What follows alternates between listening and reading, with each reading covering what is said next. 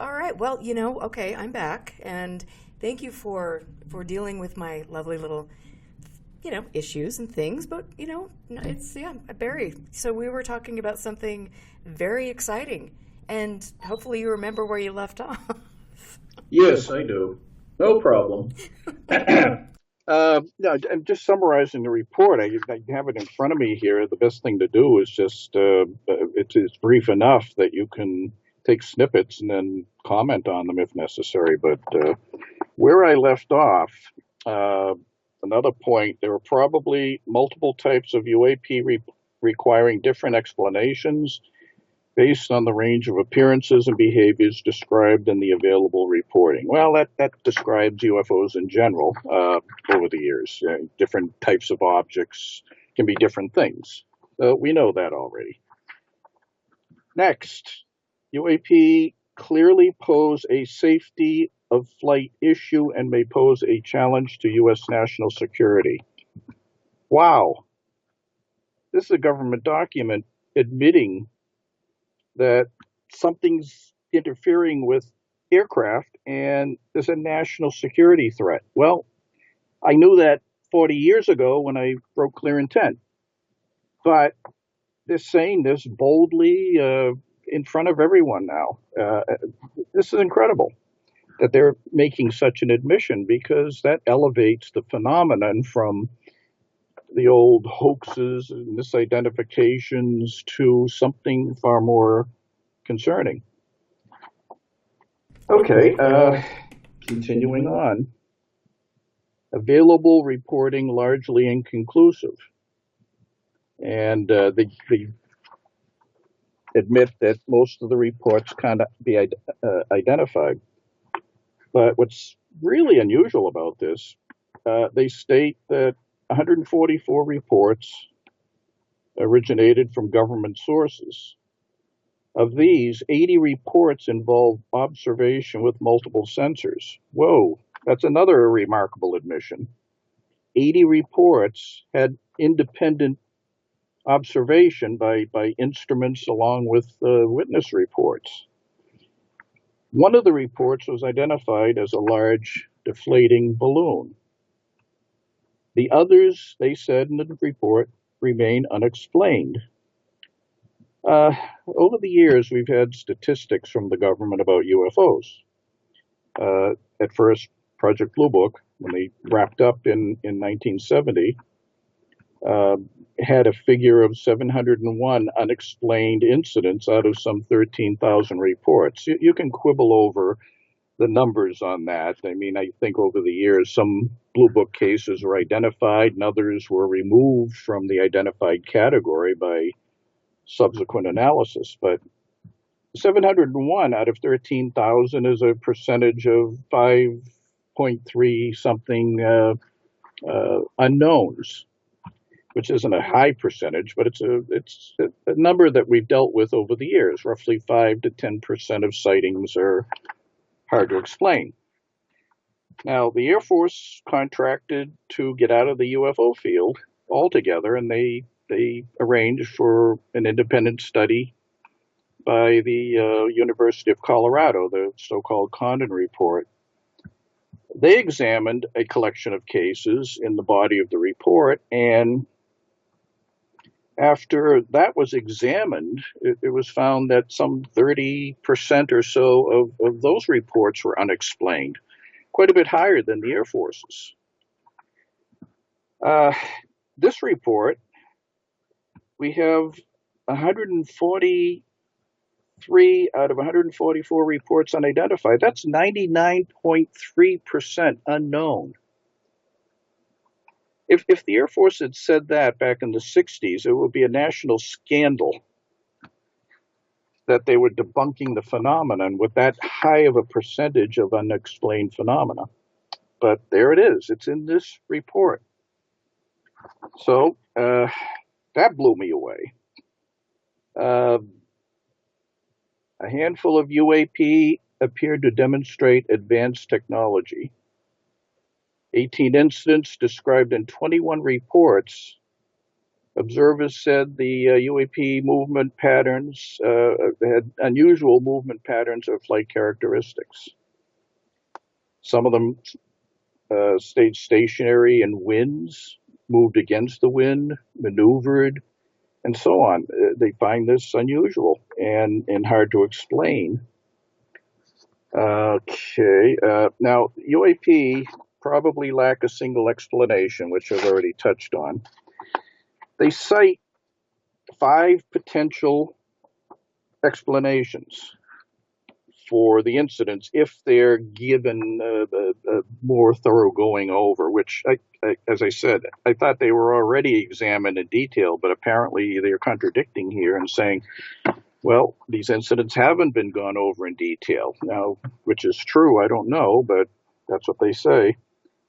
So they give airborne clutter as a possibility. That's what we're familiar with: birds, balloons, things that people send in the air, old plastic bag, hot air balloons, and so on. Another one is natural atmospheric phenomena, mirages, in more recent times, we've had experiences with thunderstorms and electrical discharges, things like ball lightning, sprites and jets, which are high altitude electrical discharges.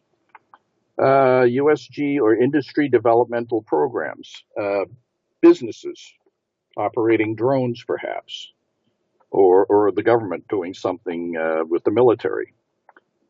Foreign adversary systems, Russia, China. Okay, those are things you would expect to come up. The 5th category is other. Now, if that's a classification and is separate from these other explanations, what does other mean? I ran into something similar with an old Fireball catalog that Project Twinkle had produced in the early 50s. We'd obtained a copy of it from FBI files in the late 70s, and it charted out and listed a whole host of incidents involving light phenomena in the Southwest. And was curious about that. There were categories of explanations for that too. One of them, aside from more mundane explanations like aircraft, meteors, and all, was labeled green fireball phenomena. Now, we've heard of that through the years. They were meteors type objects, but they tended to have a green cast to them. They were rather unique at the time. Meteors do give off green glows, but this was a persistent feature in a small area over a relatively small period of time. And that was one explanation. Another explanation was given disk or variation. What does that mean? What is a disk if it's not a flying saucer? So that was a very odd thing, and it's seeing somewhat of a repeat of that here in this new category called other. So they acknowledge a threat to flight safety, national security, 11 documented instances in which pilots reported near misses with the UAP. The most recent one we've heard of was about a month ago over in New Mexico, where an American Airlines flight had encountered a long tubular-shaped object flashing over the cockpit.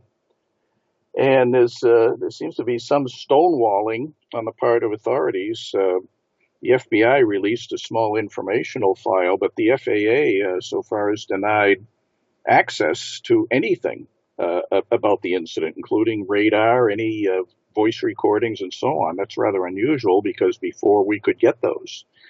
But now suddenly it's off limits. So they're acknowledging the problem with that here. And then they suggest identifying or explaining UAPs will require analytic collection and resource investment. They want to start a new UFO inquiry. That's the way I read it. UFO, UAP, whatever you want to call it. They want to ramp up a government program to analyze and assess all of these incidents that are apparently being reported. So that's a general overview of what the document is. Another thing that's noticeable about this is from 1947 till the end of Project Blue Book in 1970, but even beyond that, many of the sensitive, unusual national security related incidents involve the Air Force. Where in this document do you see any input by the Air Force? Did UFO sightings suddenly stop when the Navy took over? I doubt it. I think they're probably getting as many incidents through the Air Force as the Navy has been getting, but you hear absolutely nothing about this. And so there's a whole category of information there that potentially could add to the importance of this, but we're not hearing it because, and there was a report of this a while back that the task force in collecting their data was being stonewalled by a number of military people, including the Air Force. And they didn't seem fit to want to have any of this analyzed outside of Air Force circles. But you better believe that they're dealing with the same phenomenon, but they're doing it away from prying eyes. And that's pretty much the point I made in Clear Intent years ago. Right. So that's basically it. I mean, there's going to be a lot of talk about this in coming days, and there's certainly going to be a lot of media coverage. I don't see any reason why UFO researchers shouldn't be thrilled. Well, and it's interesting because I'm reading my chat, comments right now, and I mean, they're varying degrees of, like this isn't what we wanted, or this is something that's really, great and things. And so it is interesting to kind of gauge everything. And I know that, Steve, who has been on my show before, who's in chat, just says, that we need to maybe stop being thankful for scraps. I mean, what are your thoughts on that? Because you've been around for decades and you've seen the games that have been played and bits of information that have dripped out and things. And so, I mean, are these scraps? We do deal with a lot of scraps, yes, but scraps are better than nothing. And it could be that way as well, that we get absolutely no information and not have a clue as to what's been going on. I think the release of information runs in cycles. There are down periods when government is such that they don't want to let the public know anything about any matter whatsoever. And other times when it loosens up and they're more responsive. I think it depends on administrations running the government or people in government agencies having various attitudes about it. Some are more liberal, some are more conservative and don't want to release anything. So if you can hit on those cycles in an up phase, then you can get more information. That's what we did with Clear Intent. In the late 70s, after the FOIA was enacted to be able to request documents, we knew we had a small window between 1976 and 1980 in getting data out. The Carter administration was very open about releasing information on a lot of matters, and UFO documents came flowing for that period of time, but it became evident that Ronald Reagan was going to become the new president, watching the polls and all back then. So we anticipated that there would be an attack on FOIA and tried to rush as quickly as possible to gain as many document releases as we could. And lo and behold, as the 80s rolled on, the FOIA was being tightened, and it wasn't as kind to us as it had been in the past. We often were able to get things answered in about 10 days. Now it takes years for some FOIA requests to be fulfilled, and some never become fulfilled. It's just a watering down of the whole process. So Right. that's what happens. We get a bunch at once and almost nothing at other times. And so let me just ask you, because, again, I'm just reading. I mean, the chat room is on fire tonight with the usual group that is so intelligent and asking good questions. And again, a range of responses about this big report that we've been waiting, forever to get. And so one of the comments from Peter in chat is, in what way do we think the report is not aimed at making more money for DoD contractors? Oh, probably will. I mean, by their appeal to having an agency or group or whatever put together to investigate these reports, that certainly involves money. And there'll be considerable money for that, I'm sure, if they emphasize that there's a national security threat. Then that'll panic people into saying, yeah, we'll give you what you need. Just resolve this national security threat.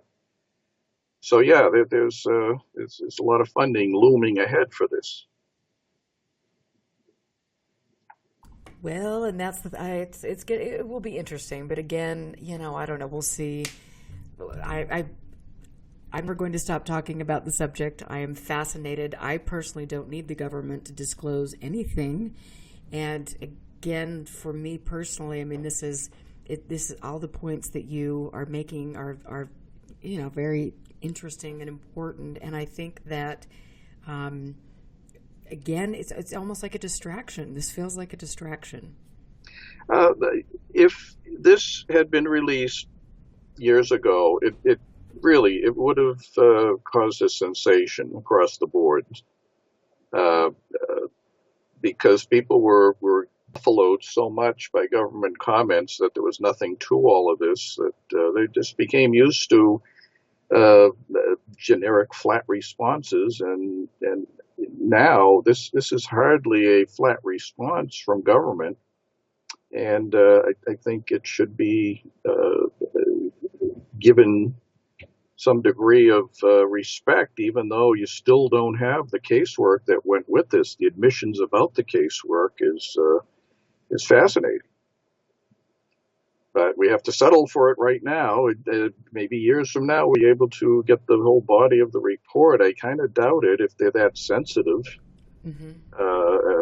They probably involve radar, active duty ships and aircraft and so on. It just, we've gotten some of it, but there's apparently a lot still out there that we haven't seen. Well, absolutely. And I think, too, it's like people seem to forget that, we have our national defense to worry about. This isn't, I don't know what people are truly at the end of the day expecting for the government to say, oh yes, the Space Brothers are here and let's, go have a beer with them. I don't know. It's just. I think the more pragmatic researchers who've been around a very long time had no expectations about aliens or anything like that. Right. It just was not on the board at all. Absolutely. But what we were looking for was some kind of acknowledgement of the seriousness of the phenomenon, so that it would continue to be given a degree of attention based upon the incidents we had been receiving over the years that have been documented in numerous books. It's something that surprised us when this came out today. Well, it's going to be interesting, and I will definitely. As things progress and the media really takes hold of this, then we will do a little bit more. We will, I would love to get you and Jan on here, and we can all talk about this. But I appreciate you weighing in today, because you've been around, you've seen so much, and so you, at the end of the day, do feel that this is different from what we've seen historically. Oh yes, no doubt about it. If you get the number of cases given as unexplained at somewhere around 99%, this is something odd going on. The government would never have done that in the past. All right. Well, I like it. This is going to be fun to watch it unfold, and I thank you, Barry, for standing up and being here, and weighing in, because you know how much I respect your opinion, and so this is really, really cool. And I will call you over the weekend. We'll chat more about it. Sure, great. Okay.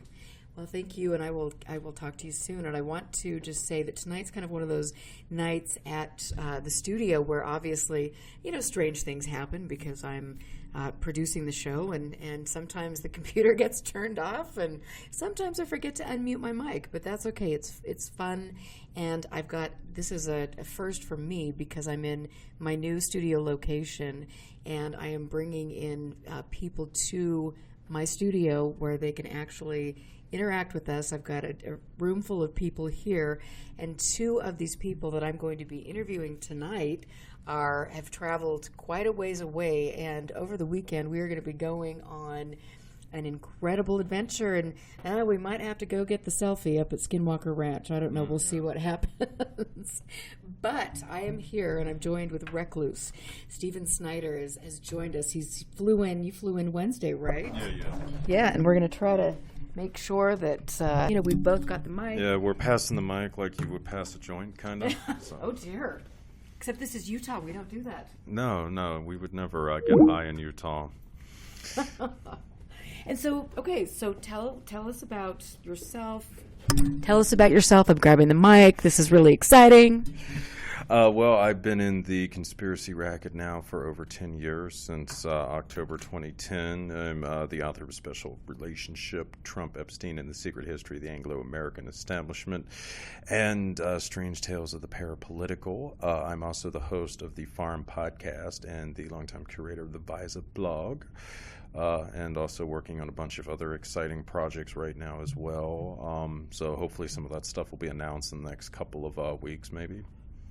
Well, that is really exciting. I mean, it's fun to have you here, and I don't know. I mean, I love picking your brain, and you've mentioned that you are doing some pretty incredible work with regard to some of the UFO connections and QAnon.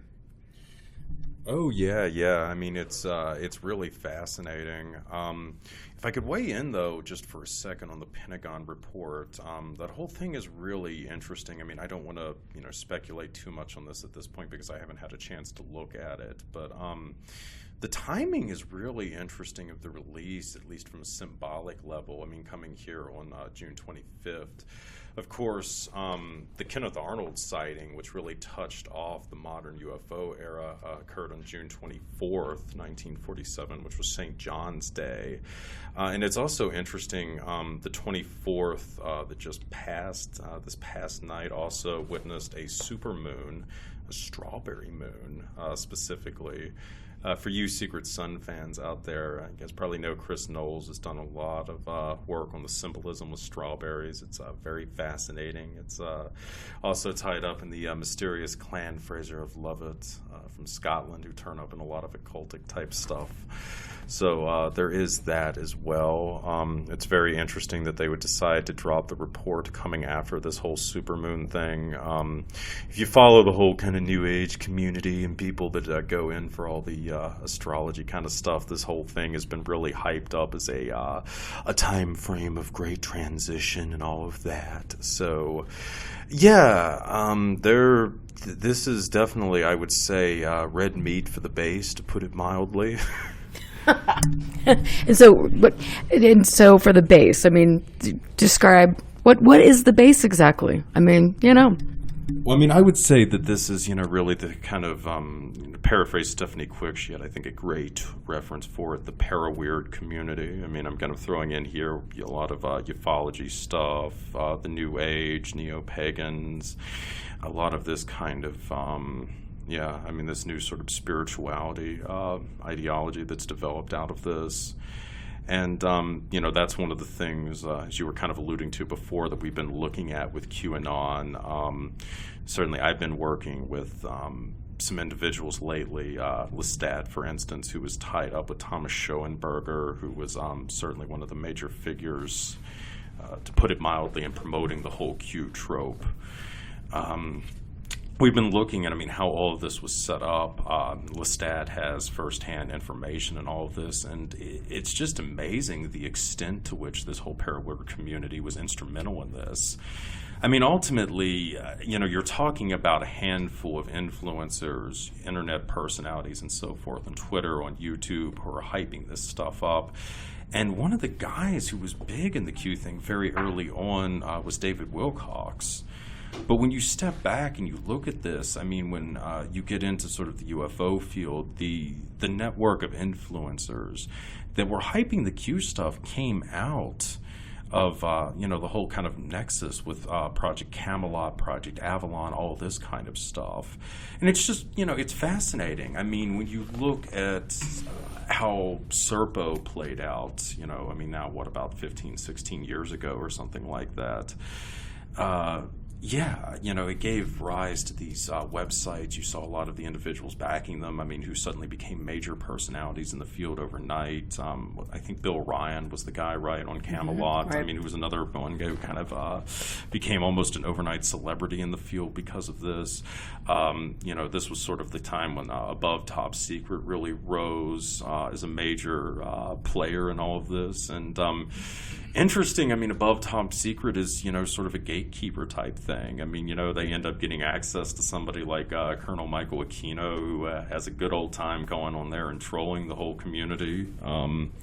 I don't think that's a coincidence. And interestingly, I believe one of Aquino's last interviews was with Mr. Thomas Schoenberger.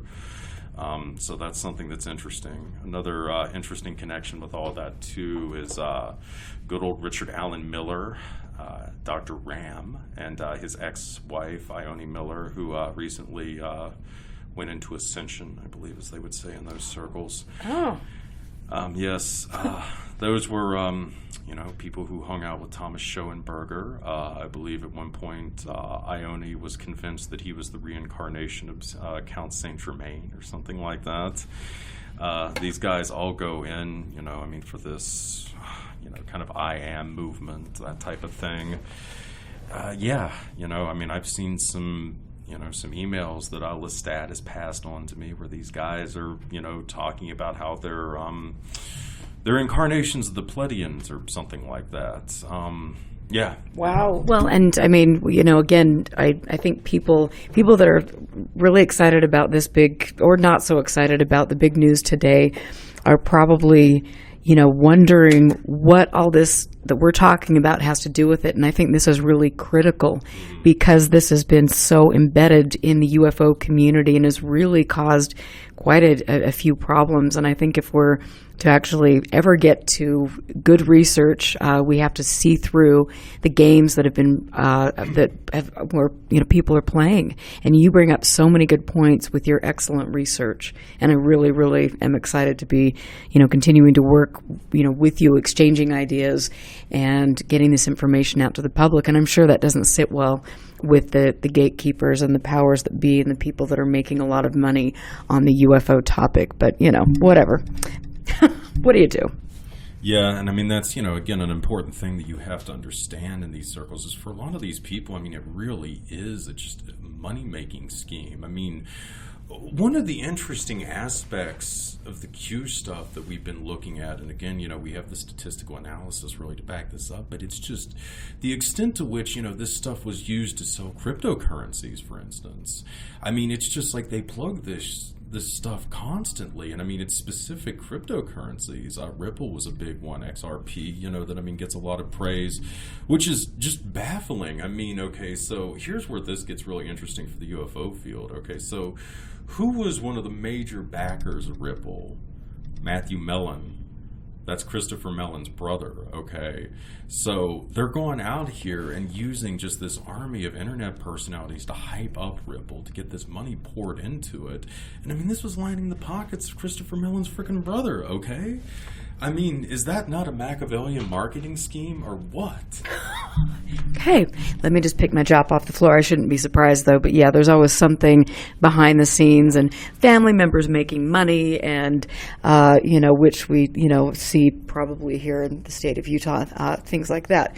But, that is really, it is important to dig behind the scenes and not assume that these gods of disclosure, the people that are promoting all of this publicly, are doing this for anything other than lining their pockets, as you say.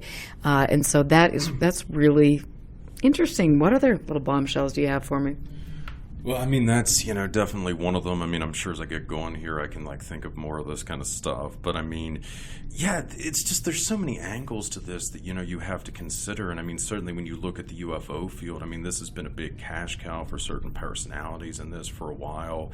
And, when you see what's happened, I think, with the kind of alt-right and the rise of a lot of this stuff in recent years, and, I mean, especially with what they're able to do, the stuff that Cambridge Analytica was doing, all this personality profiling and so forth. I mean, it's just amazing when you look at Q in the context of being something like an alternate reality game, and it raises the possibility that this type of stuff has been done in the UFO field for a considerable amount of time. And I mean, you can do a lot with, this whole format with the ARGs. I mean, it's not a coincidence that, both the military and corporations have been studying this stuff now throughout the 21st century. I mean, they're a great way to compile data on people, I mean, for personality profiles and that type of thing. And, I mean, that's, that gets into some very murky waters. I mean, certainly, Biden gets in office almost on cue. You have a rash of these shootings that start breaking out again. I mean, almost every other day. And I mean, this isn't really hidden now that with the technology, the algorithms and stuff that Cambridge Analytica and some of these companies developed, I mean, they have the ability to massively trigger people. And I mean, this is something with the ARG format that Joseph Matheny, the creator of Ong's had it studied. There are unstable individuals that get drawn into this, and I mean, this kind of stuff can push them over the edge. And I mean, Matheny came to these conclusions, over 20 years ago, before, you had this really sophisticated data mining and so forth that you see people like Cambridge doing. So you can only imagine what we can do now with this kind of stuff. And you get into, certainly with the UFO field, I've raised this point before, but I mean, I think it's even more susceptible to a lot of this manipulation than the alt-right. People who are in, these kinds of communities, and I do think that people have legitimate experiences. I'm not trying to dismiss that. But a lot of times when you do have these experiences, it's a struggle to find somebody who will listen to you. And when, these kind of official type organizations like the Institute of Nordic Sciences or something like that come forward and, they want to hear about your UFO stories or MUFON or something like that, it's a great sense of relief. Somebody's going to finally listen to you. But you're giving a lot of personal data over to some very nefarious organizations, and what's going to happen with this kind of stuff. And thank you, because we've talked about that on shows you've been on before, and I try to talk about that. And I think the prime example of this is what has happened with Bigelow. And, the fact that he has paid for data, very personal data, abduction data. All of this that is, you are going in there and, talking about you give up very personal things. And to me, I look back at when I first got into this, and then I reached out to MUFON, and I'm like, I'm going to share my sighting or share, hey, let me take an abductee survey, and then, hey, if you got, everything that makes me tick.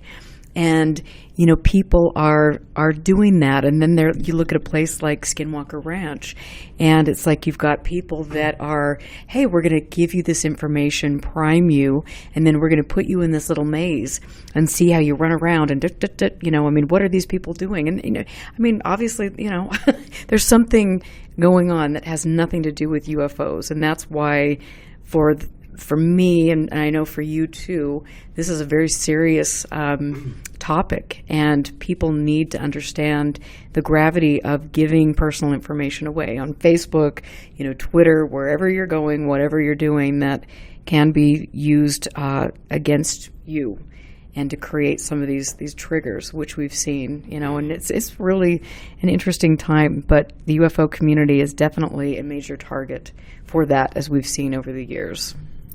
Yeah, and I mean, this is why, just based on what I'm hearing with this report, we should be really concerned about it for those reasons that you're just outlining. Because, I mean, they're obviously using some very highly symbolically loaded timing to announce all of this kind of stuff. I mean, they've already been hyping this up in the new age field as a time of transition and great change and all this kind of stuff. I mean, a narrative has already been subtly put in place, for the release of this report. So, I mean, a lot of people are... they're going to be getting very excited about this, no doubt. And that's where I guess the real sales pitch can start to come in. And I mean, certainly when you start hearing some of these rumblings about the problems that it has for national defense and all of that, I mean, that tends to indicate where the money for all this stuff is really going to go. And so, I mean, when I look at this, I find it very interesting to see how the people that are promoting this disclosure, I mean, you've got Lou Elizondo, the Jeremy Corbells and people in the world. I mean, it's they're using very interesting words. And the Patriot, all of these little triggers, which are really, when you do some research, I mean,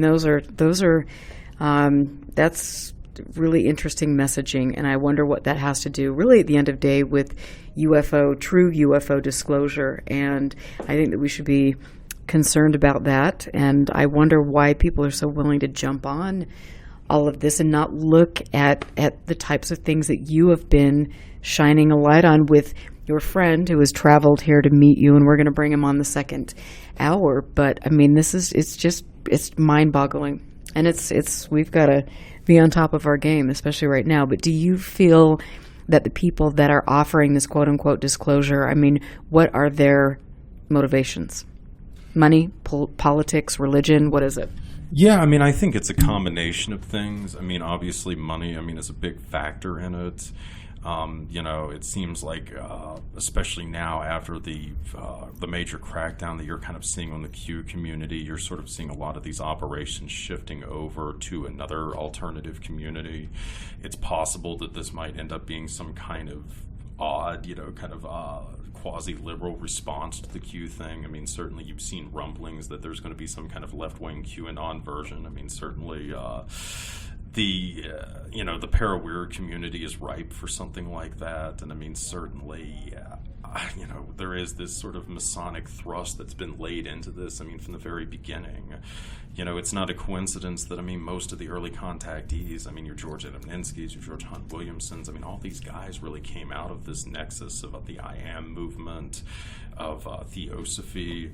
And I mean, even, before the modern UFO movement got going, or the scene in 47 with the Kenneth Arnold sighting, I mean, you had the groundwork really being laid prior to that in science fiction, Amazing Stories, those kinds of publications. And again, these guys, they were really into Theosophy. I mean, in the case of guys like L. Ron Hubbard, I mean, they were exposed to Crowley and the OTO. I mean, the same thing with Robert A. Heinlein. I mean, that's an aspect of just, this sort of quote-unquote golden age of science fiction that's never really addressed, is just how loaded this whole community was. I mean, with these sort of occultic beliefs and so forth. So there's been this sort of quasi-spirituality that's been embedded in this even before the modern UFO movement got going. And then after the Kenneth Arnold sighting, I mean, these guys rushed in. People like George Hunt Williamson and so forth, who already had a ready-made explanation for a lot of this kind of stuff. So, this has been in the works for a very long time. And specifically, I mean, I think it's really interesting that the Navy has been pushing so much of this. I mean, we're seeing this, in recent disclosure efforts the last couple of years. I mean, the Navy has really been at the forefront. But the Navy's always been there. I mean, just to take an example here of how this mythos has been built, I mean, look at the Nine, for example.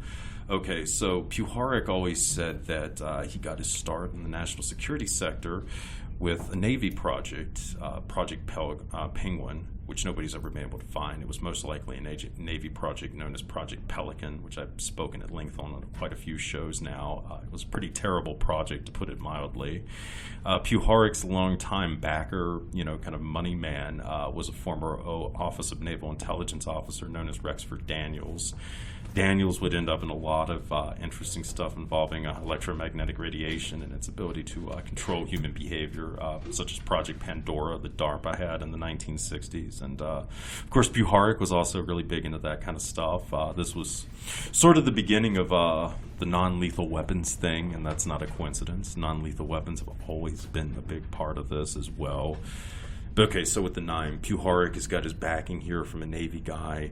When he does the really big seance, the one that had all of the blue bloods there, the Forbes family, the DuPonts, and so forth, you've got, I think it was Vonnie Beck, another Navy guy there who's present. And then, which really gets to the interesting aspect of this, when the 9 is leaked into popular culture, okay, it's coming. Chris Knowles has done a really great rundown of this, how Leslie Stevens, the creator of The Outer Limits, was actually probably one of the major guys involved in this. And let me just ask you, will you please tell us who Chris Knowles is? Because I think a lot of people don't know that are listening. Chris Knowles is the longtime curator of The Secret Sun. He's frankly my all-time favorite blogger. He's probably one of the big reasons why I'm doing this. He's also the author of He Would Live Up in the Sky, The Secret History of Rock and Roll, Our Gods Wear Spandex. Chris is absolutely the best guy at pop culture analysis and this type of stuff working today. He's the forefront of the whole synchromystical movement and that type of stuff. I definitely recommend highly you guys check out Chris Knowles. But Chris has made some really compelling arguments that Leslie Stevens, the creator of The Outer Limits, was a big guy in setting up Star Trek, which is where the 9 were really unleashed into popular culture. Leslie Stevens was the son of a very powerful admiral. And then, of course, the official creator of Star Trek, Gene Roddenberry, Navy man. And, it's not just the 9. I mean, okay, so another big guy in all of this is Robert A. Heinlein. Robert A. Heinlein's book, A Stranger in a Strange Land, was instrumental in creating the 60s counterculture. Another one of his books, Moon as a Harsh Mistress, was big in the, kind of modern libertarian movement. And just in general, his, sweeping influence in science fiction. He's kind of considered to be one of the big 3 with Arthur C. Clarke and Isaac Asimov. Heinlein was a Navy man, worked at the Philadelphia Naval Yard, which later turned up in the Philadelphia Experiment mythos during World War II. And he also worked at that Philadelphia Navy Yard with a civilian employee of the Navy who went by the name of Arthur C. Clarke, the author of 2001: A Space Odyssey, and who also went on to do the film with Kubrick.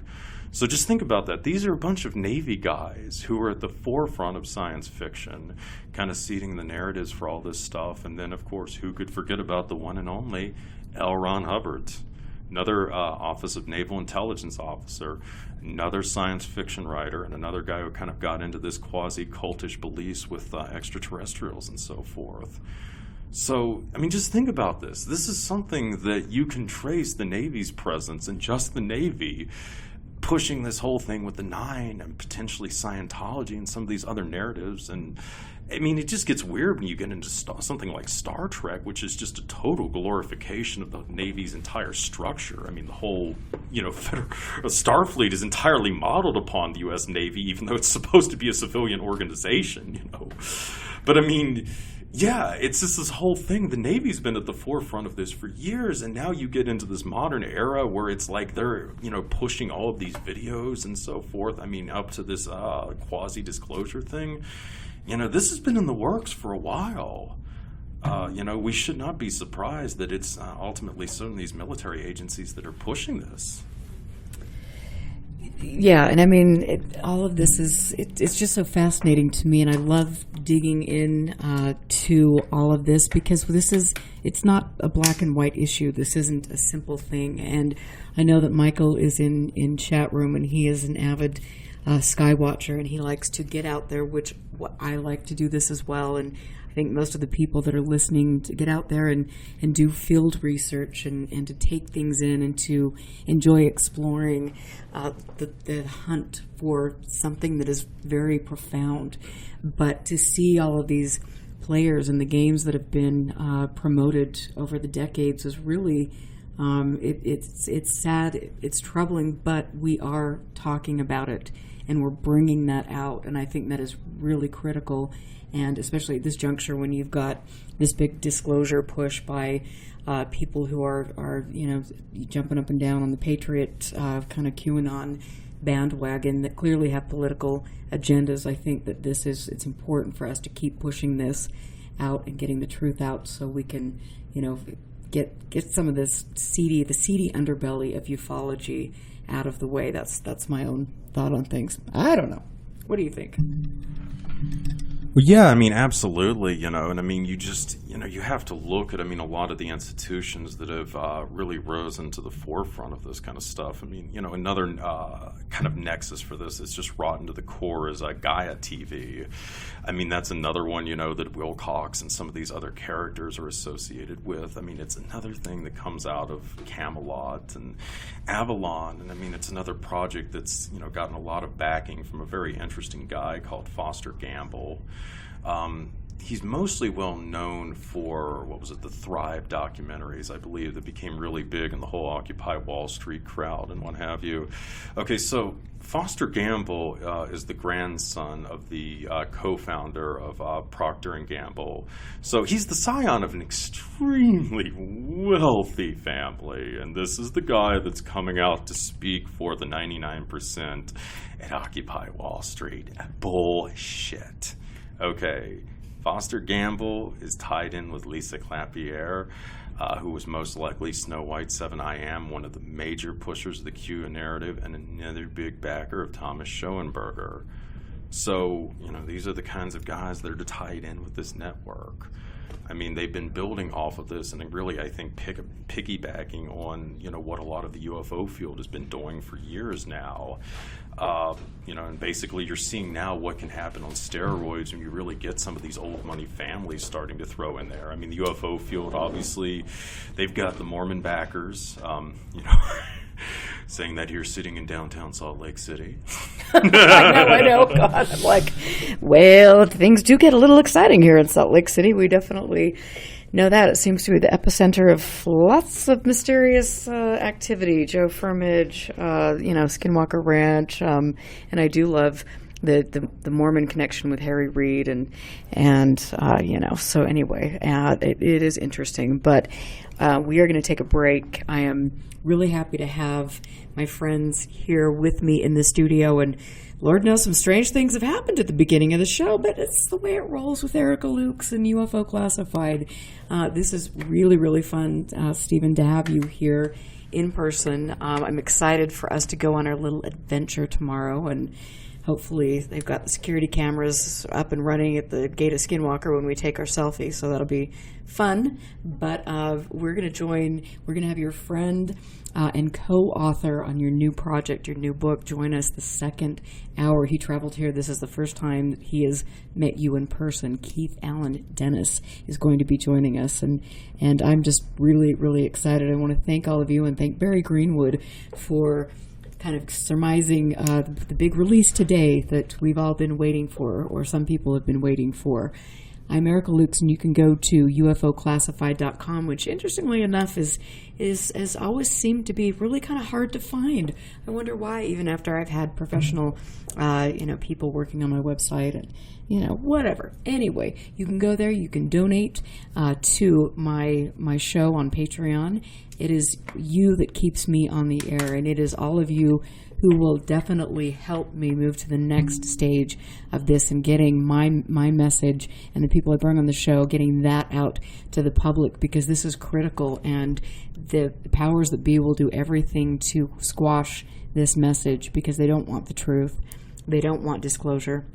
They want lies. They want to make money, and they want to, again, dangle a carrot and move us in a direction that is not in our best interest. And so that is why I'm here. I care about this subject. We're going to do this together. Go to UFO Classified, support this show. It's critical. We are going to take a break, and we will be back. Thanks, my friends. Welcome back to UFO Classified. I'm your host, Erica Lukes, and again, just a really fascinating day. I had a great dinner last night at a very wonderful club here in town, and I got to talk a little bit about my research specifically in regard to Skinwalker Ranch in the Uinta Basin. I love getting my message out to more people, especially people here locally. There are a lot of incredible people and resources, and I look forward to be doing more lecturing here and also inviting people into the studio to interact with us live. But what a fun night to have Stephen Snyder here. Thanks again to Barry Greenwood for being on the front of the show, or the beginning of the show, to talk about the report. And so I love it. Great comments in chat. So I appreciate all of your responses to things. I mean, this is, we've been expecting this report, and, again, I mean, Peter's saying that, he's disappointed. We've got different, Barry is optimistic. But at the end of the day, like I've said so many times before, I mean, it's like we don't need the government, we don't need anybody to tell us that there is something worthy of investigating. And so let's quit looking for other people to validate what we know is something that deserves to be studied. So there's my spiel.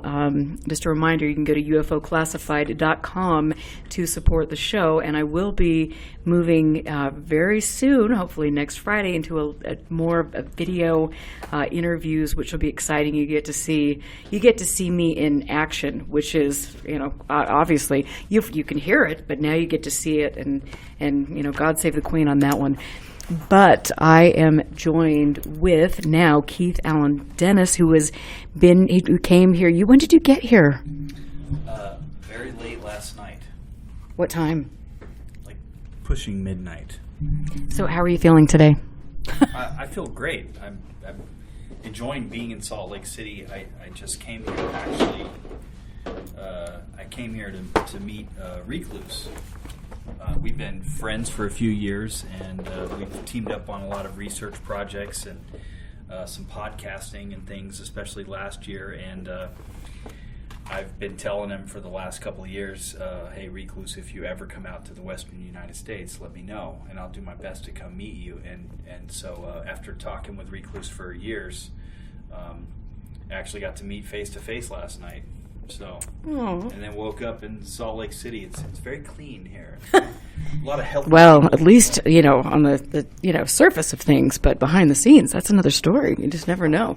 But no, Utah is a beautiful state. I'm very happy to be here, and I'm excited to take you guys on an adventure tomorrow. It's God's country for sure. It's so gorgeous, especially the southern part. Absolutely. I agree. And thanks, Phil, for the sound comment about the guest volume being low. Hopefully, now that I'm screaming into the mic, you can hear that, and we'll make sure we get on the mic a little bit more. And so let's talk a little bit about your new project with the man sitting next to you. Well, I don't know how much there is to talk about just yet. Okay, then don't. But I can talk about what we did. Because you don't want to give things. You don't want to jinx yourself, right? So we'll see what happens in the future. But we've got some plans on some things. What Recluse and I have been doing for the last few years. I'll tell you a story. I found viceofview.blogspot.com, which is Recluse's blog, about 7-8 years ago, and I was very inspired by his series on the World Anti-Communist League and the American Security Council, which is the latter, the American Security Council, big time overlap with like NICAP and the UFO. It's the military-industrial complex lobby, right? And they were all up in the World Anti-Communist League, both in the United States and beyond. And so anyway, his series on the American Security Council and on the World Anti-Communist League became the inspiration for like a graduate history thesis that I did years ago. And I got to go to the Hoover Institution in Palo Alto, California, and do a bunch of primary source research. When you're picking like weird hairs out of people's papers, or you can feel the pen imprint of Alan Dulles' actual signature on some documents. It was a very heady time. And so I reached out to Recluse while I was there at one of those tables in the Hoover Library and just said, okay, let me pause real quick and go on a little tangent. You just saw this guy. He's sitting here just now before the break. He's rattling off all kinds of stuff and all kinds of names. He's got no notes. He's not reading off a teleprompter. It's all just right there in his brain, and it's freaking intimidating. But anyway, the guy's got a real mind for making connections between things, and I had noticed that his blog, was a lot of books, different books. He was cross-referencing this quote from this book and that, and just kind of making like new connections and new narratives out of existing materials. And so what I was telling him was, hey man, I'm here at the Hoover Institution right now, and I'm looking at stuff that isn't in any book. We got to get you doing some of that. And I kind of got hooked on that primary source research there. So me and Recluse have teamed up for the last few years, hiring different freelance researchers, going into different archival collections around the country, and getting our hands on what I call the juice. The real stuff that hasn't been published in any book yet, that we can make some new historical narratives and say some things that haven't been said before, right? So that led to, and eventually he started a podcast last year, and he said, we got to do a series on the World Anti-Communist League. And we actually, give a shout out to Don Diligent, the ex-Mooney that was on those podcasts with us, John Brisson, Moss Robinson. We had a whole group of people that were experts in different ways on the World Anti-Communist League, and we did a whole series on it. And it went into some UFO stuff because there's some overlap there with your non-lethal weapons and your John Alexanders and Council for National Policy people and stuff that kind of seeded some of the memes of ET or UFO culture. Not talking about the phenomenon itself, just talking about the human interpretation of it. I'm much more interested in UFO stuff as a human cultural phenomenon than as an objective. I'm not denying any of that, but I'm just saying, like, looking down and looking around at the actual people has been you can find a lot more ground to stand on with that than you can necessarily with the looking up at the skies. I mean, I've had some experiences myself. A lot of people have. It's not. It's apples and oranges, right? I'm not talking about. It's not even the same thing. But and then more recently we started Recluse's series on the secret history of ufology, and just in doing research for that, just seeing the link between theosophy, this 19th century pseudo religion, which was, just flat out a British intelligence operation from the beginning that had a whole lot to do with making sure India stayed British, in the 19th century, you know what I mean? Yep. But and all that original stratum of what it was about is kind of gone now, but it's still, once you create some kind of cult or some kind of movement or meme, this egregore kind of takes on a life of its own, and you can, as long as it's around, somebody else can seize that mantle of it and make it do whatever they want, right? It's just like a bottle or a vessel that you can, some kind of operator or operators can then possess, and along with that comes all of its followers,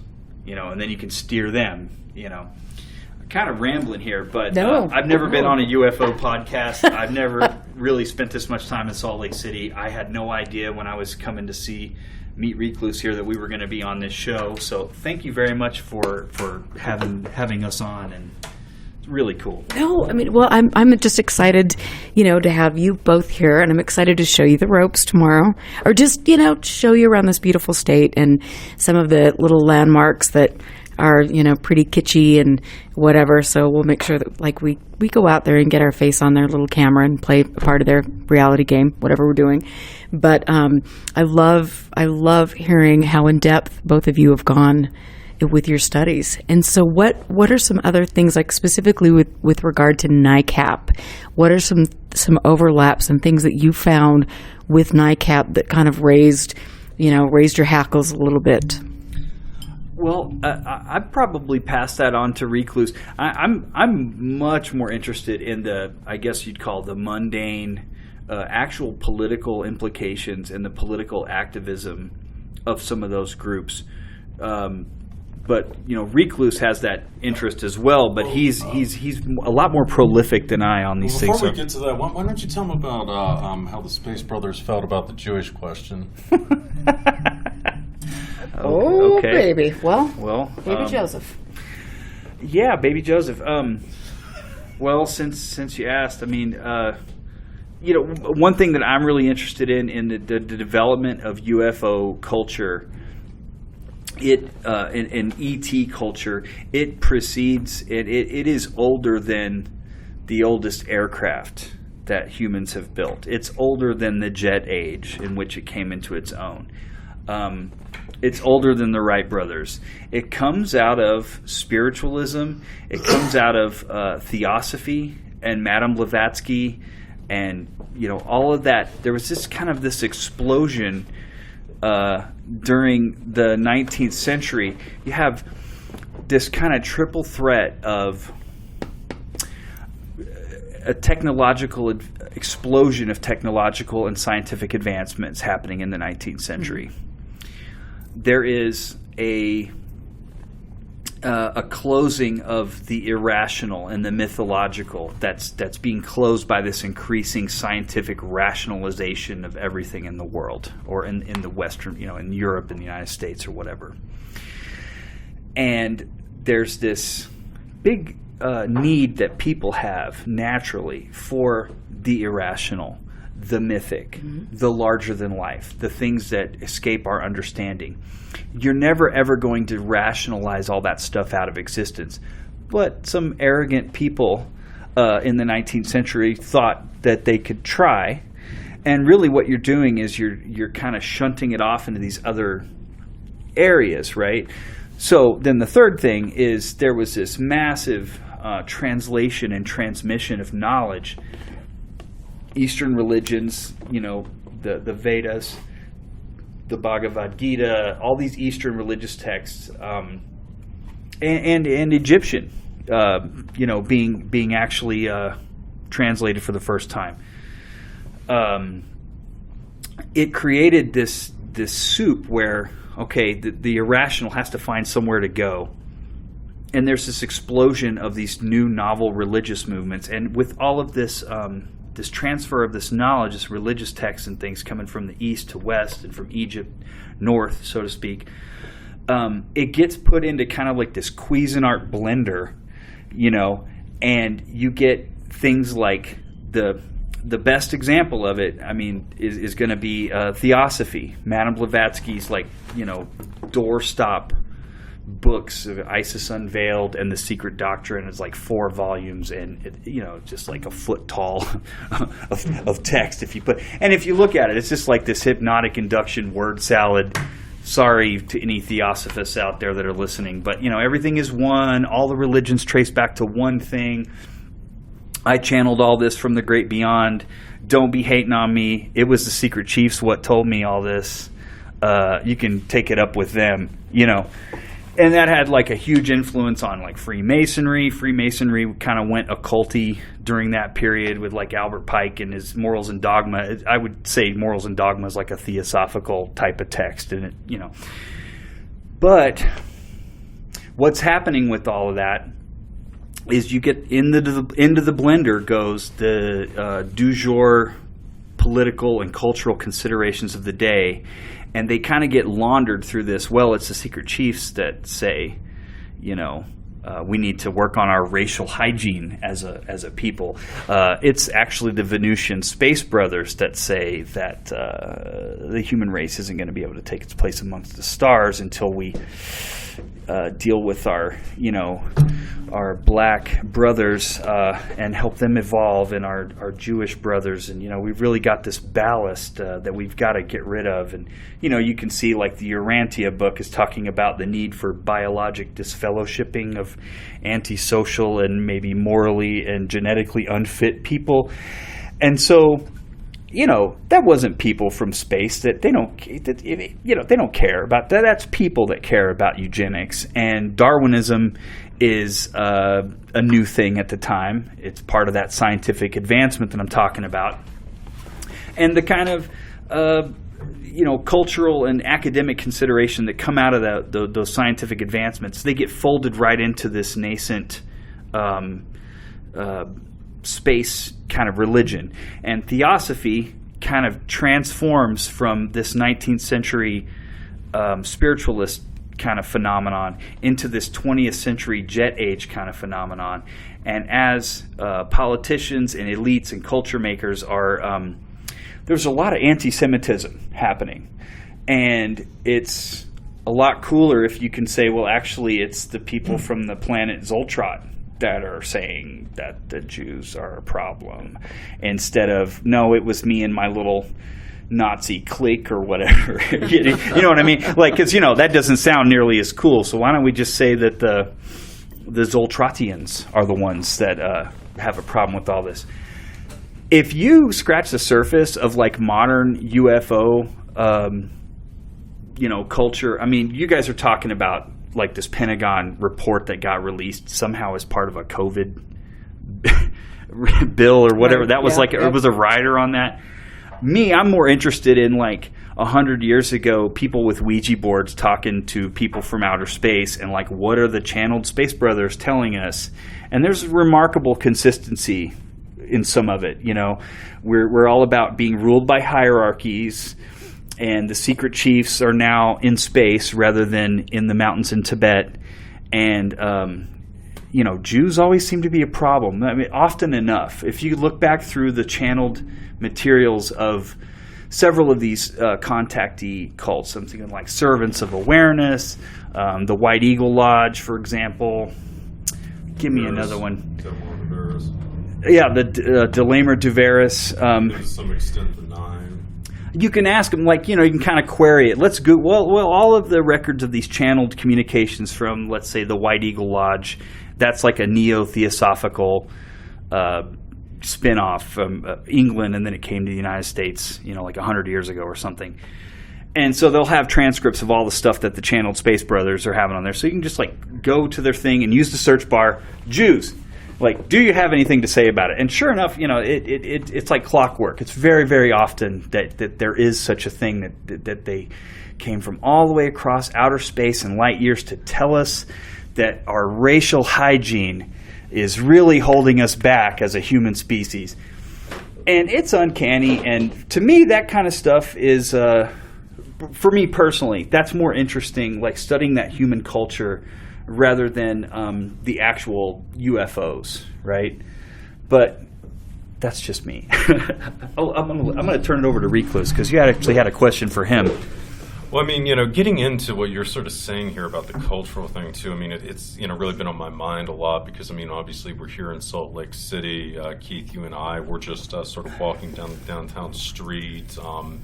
My absolutely dear friend took me on a whirlwind tour of SLC over the Wednesday and Thursday, appropriate enough, St. John's Eve and St. John's Day.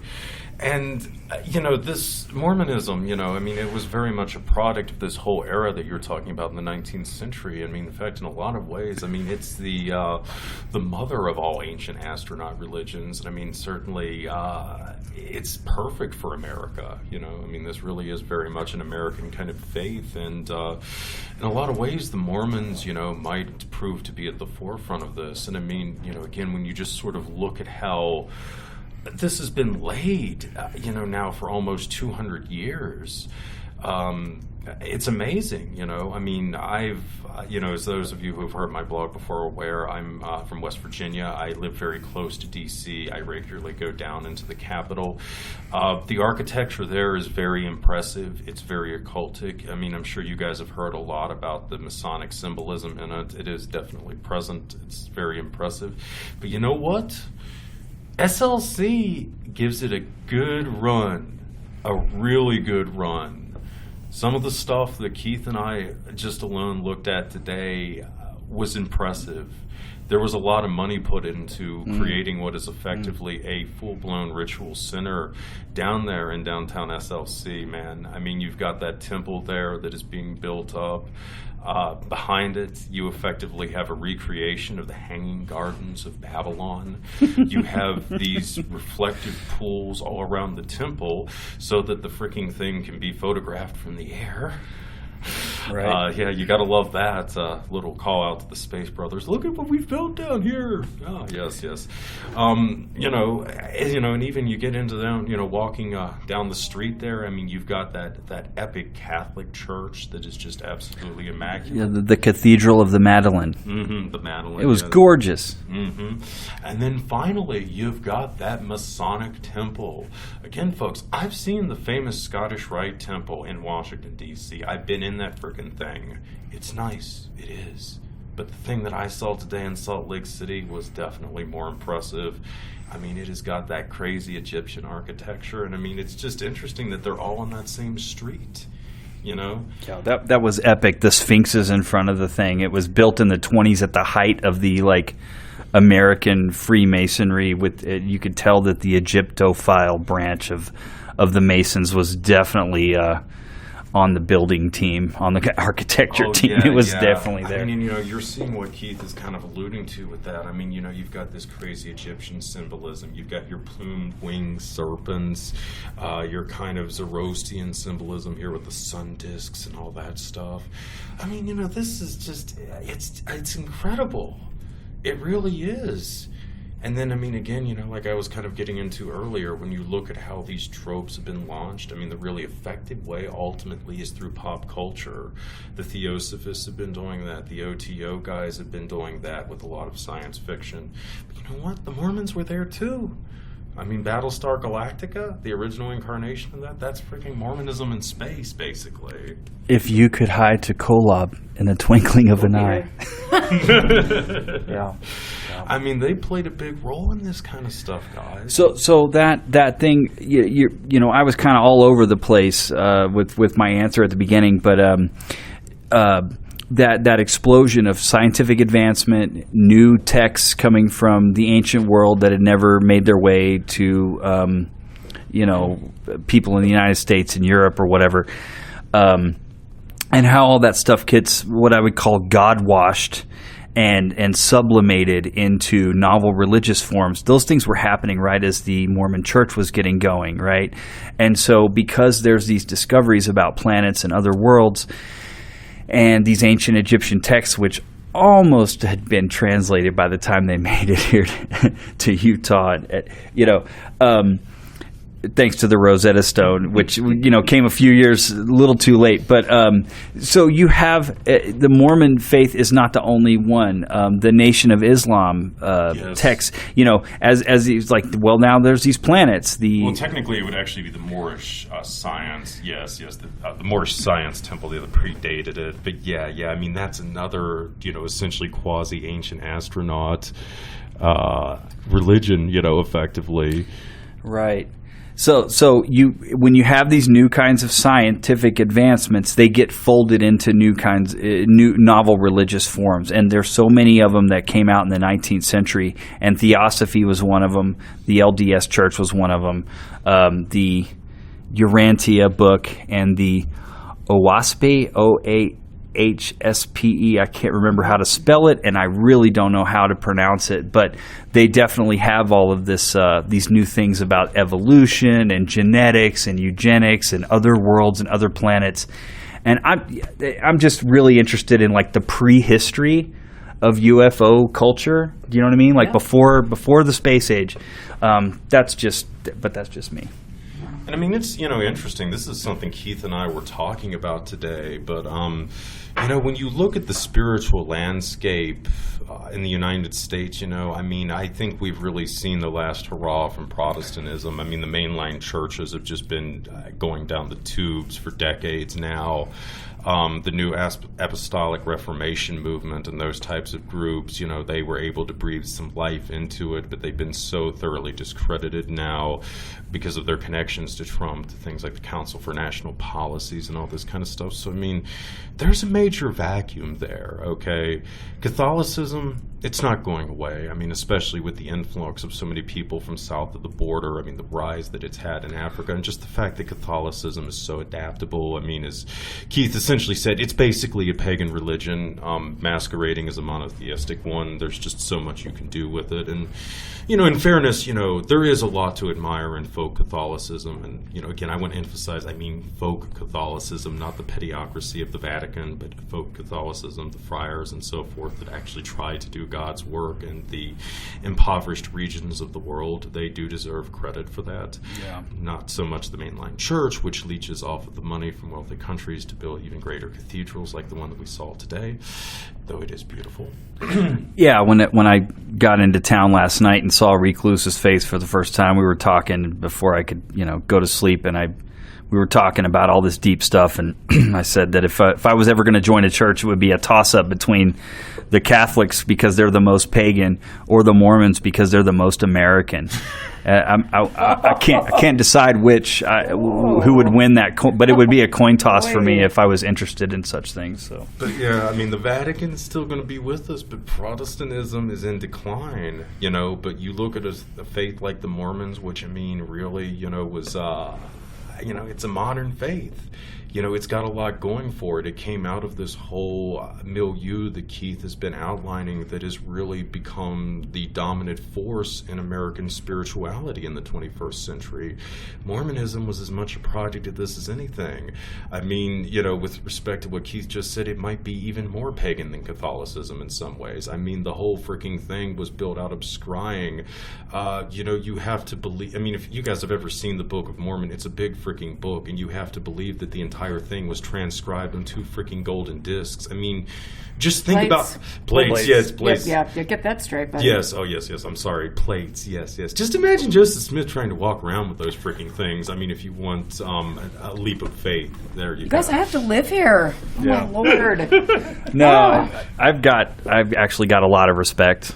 I can't help it. I especially after today, seeing this architecture and stuff, it's nothing short of amazing. And these guys are building more than a church or a state. It's a civilization.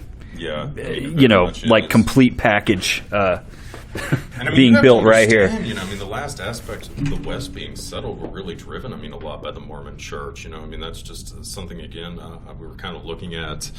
I was with my friend on Thursday, rather, and it's insane. Utah, Colorado, Arizona, so many of these Western states were effectively brought into the Union by the Mormon expansion.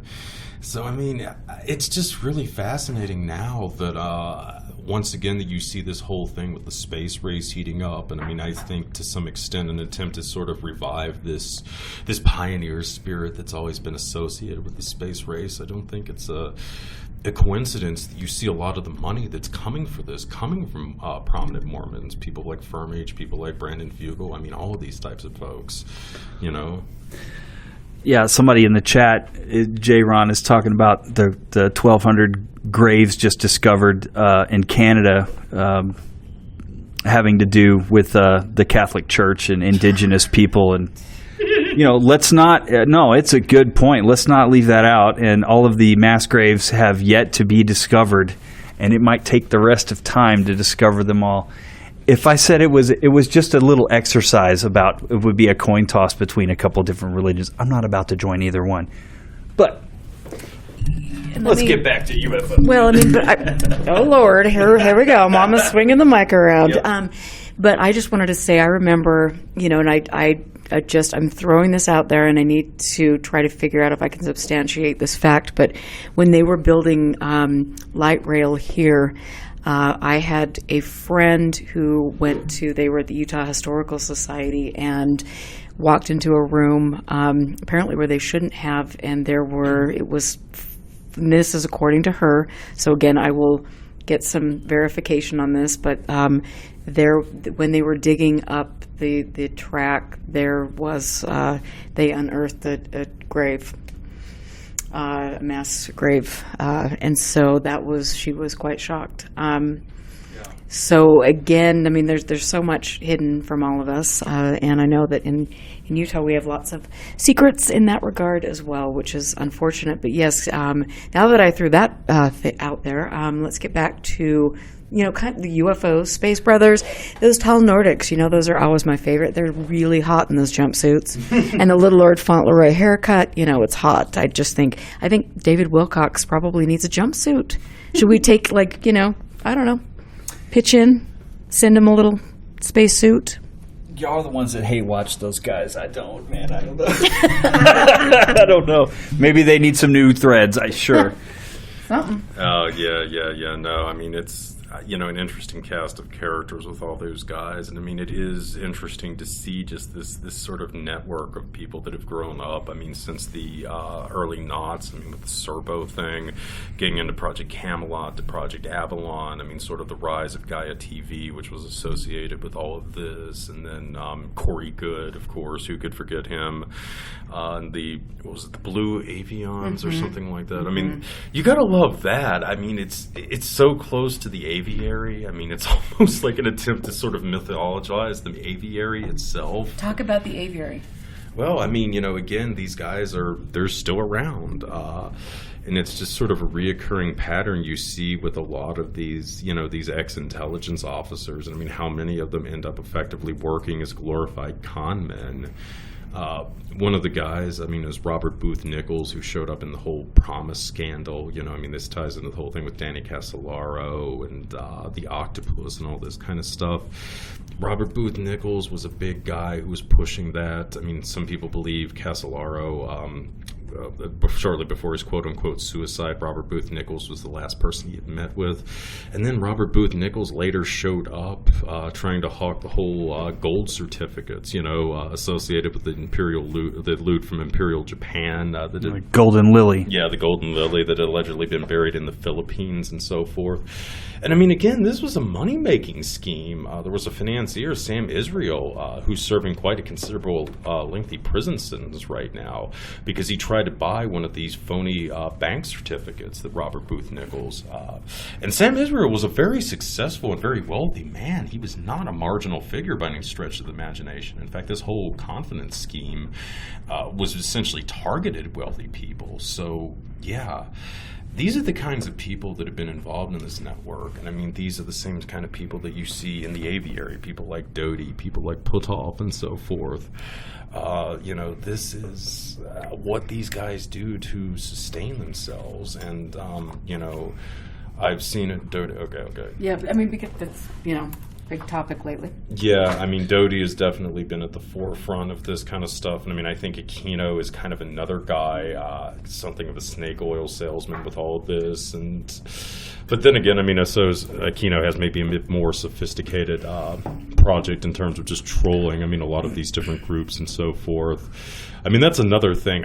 These guys love their theatrics. I mean, Aquino, say what you want about him, but I mean, it took some balls going on to Oprah and a freaking cape and the plucked eyebrows. I mean, in the midst of the Reagan era, just to freaking rub it in the Christian right's face, That's called strategy of tension on TV. It's called strategy of crap on TV is what it's called. But I mean, and for people that don't understand who Michael Aquino was, because he recently passed away, can you give us a little bit of information and then kind of lay that down with some of the other people that are involved with non-lethal weapons and psychological warfare? So please elaborate on that. Well, first off, Erica, Michael Aquino didn't die. He ascended. Oh! He ascended. But yeah, Aquino is, again, he's sort of tied in with this whole clique with the aviary. I mean, especially John Alexander. I believe they were both a part of the same chapter of the Association of Former Intelligence Officers in Las Vegas, which is another big capital for a lot of this kind of stuff. Obviously, Alexander, a big guy who's promoted the non-lethal stuff for years now. Aquino was a military intelligence officer with a specialty in psychological warfare. One of the big things that he's known for was his whole concept of mind war, which, it's become popular to link this with the QAnon phenomena as a sort of form of this. I think that's probably a good assessment of it, especially in the methods that they use to spread this kind of ideology.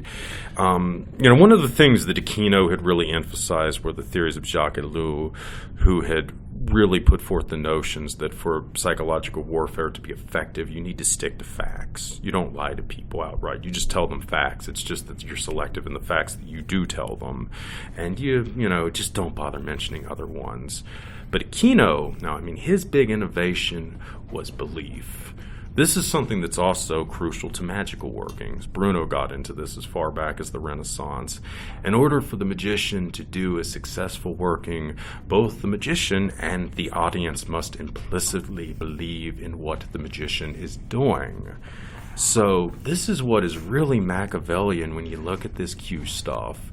These intelligence officers drop this kind of thing online on 4chan or something like that, and then you get these people who were dubbed bakers who start putting together these narratives for Q.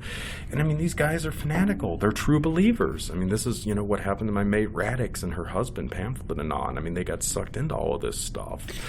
That brings up that Giordano Bruno thing. There's this really great, very, very important book called Magic and Eros in the Renaissance by Ion Colianu, that talks about that mutual belief thing, and the way Bruno conceived it was these chains. The operator's target is enchained by their belief, by these hooks that the operator, the magician, puts into them.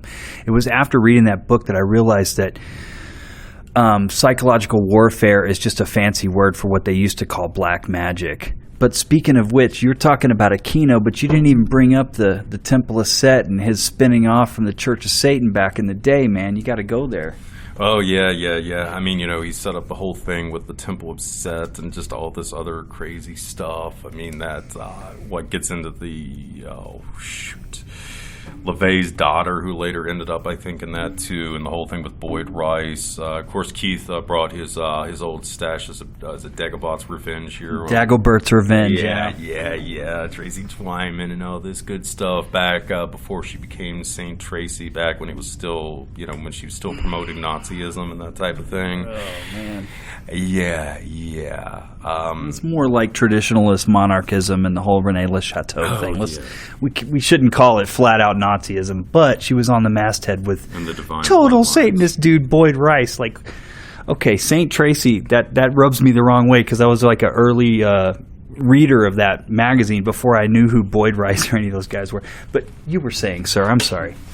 Yeah, and before we leave Bruno, though, and I think it's essential to point this out, too, it really ties into the stuff with Cambridge Analytica and, some of the things that we've been getting at here with fiction and, its importance in all of this. One of the things that Bruno really advocated was the use of fantasy to spread these chains that Keith was alluding to.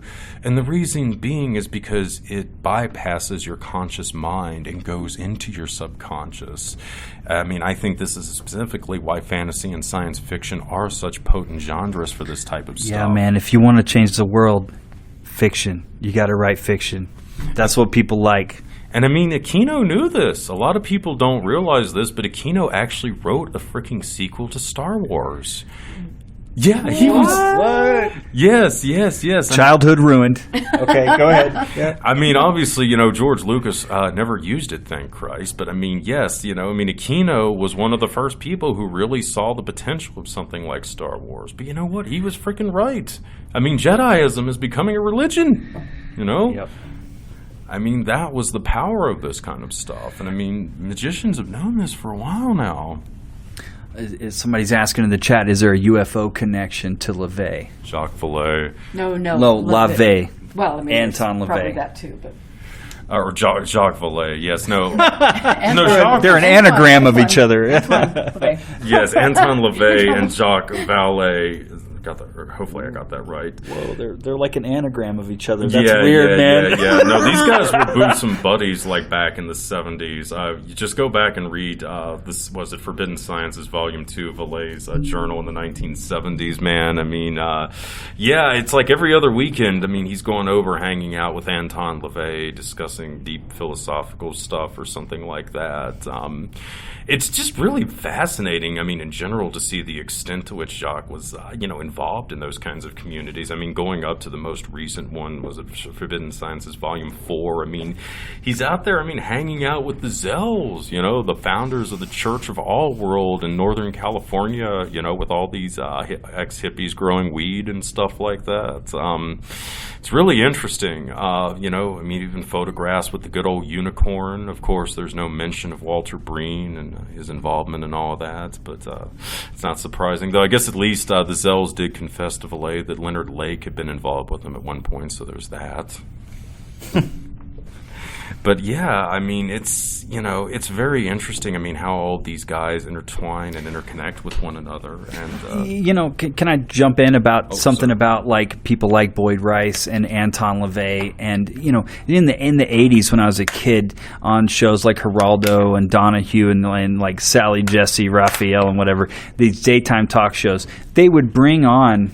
It was just like pro wrestling. They bring on somebody that you, the audience, are supposed to hate, and bring on somebody that is going to vicariously be the person that's fighting on your behalf, you, the viewer, against this person. And they would have people like Boyd Rice, Satanist guys, and skinheads. They'd come on the show.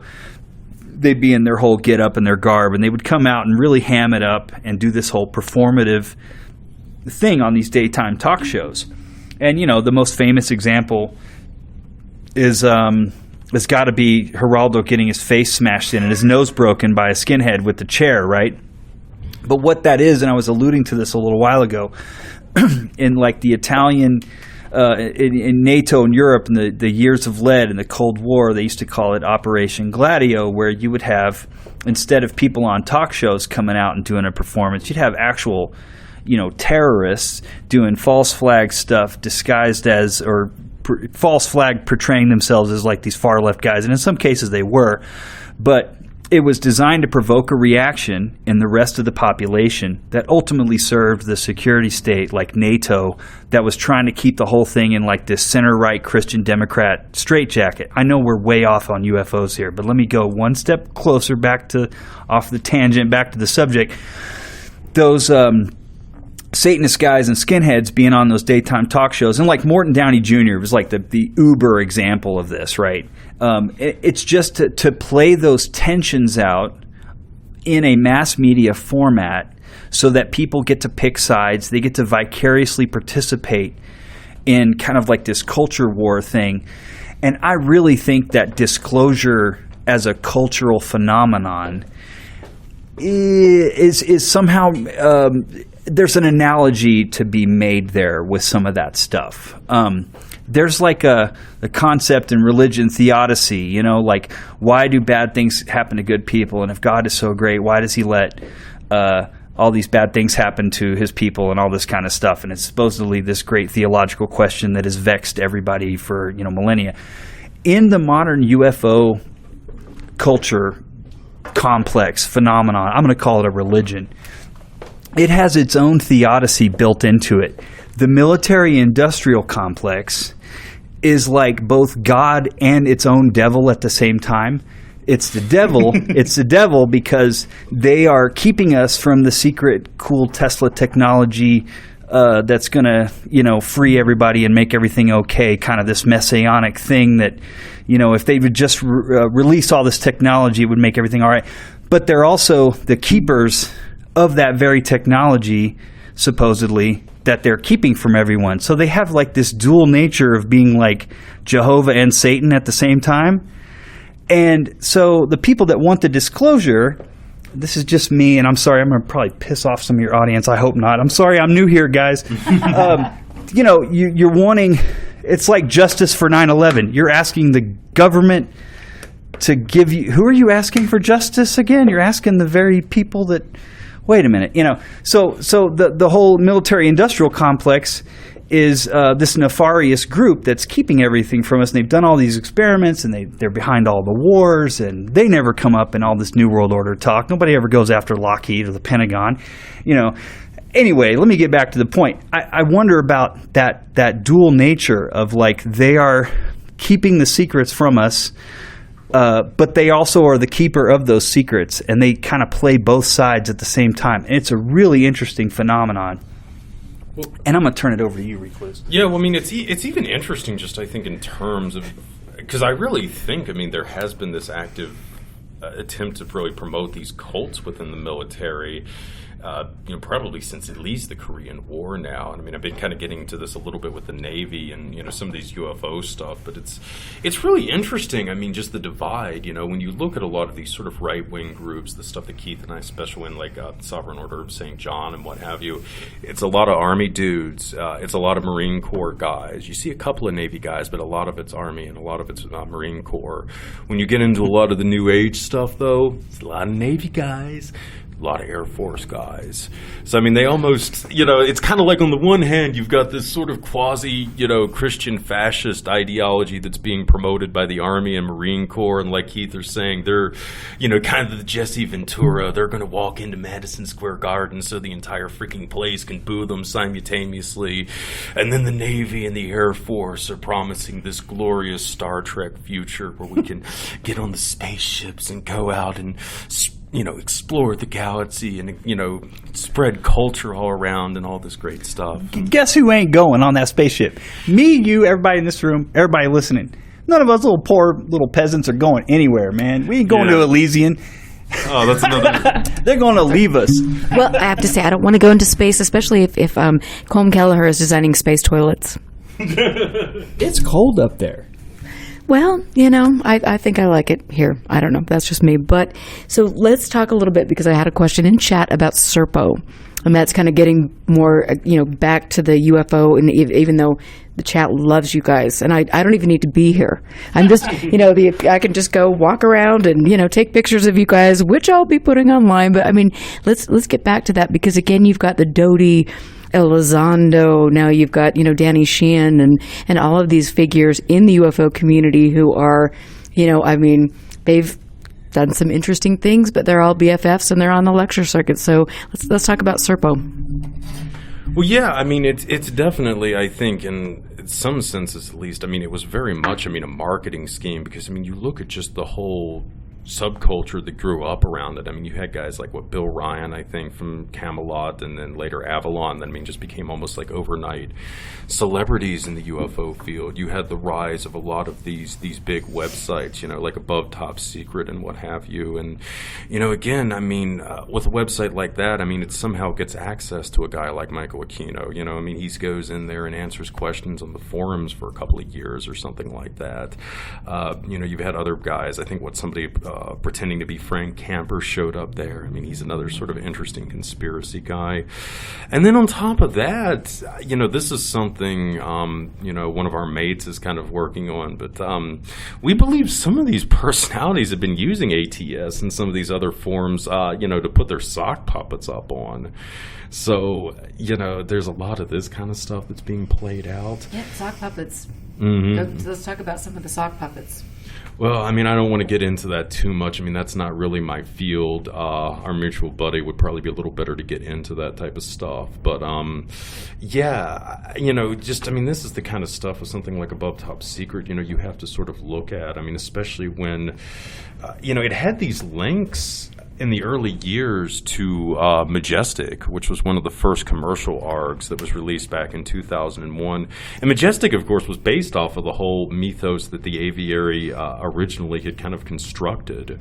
So it's really interesting. Then, of course, Above Top Secret launches, I guess, a fan website or something promoted to Majestic to try to promote it.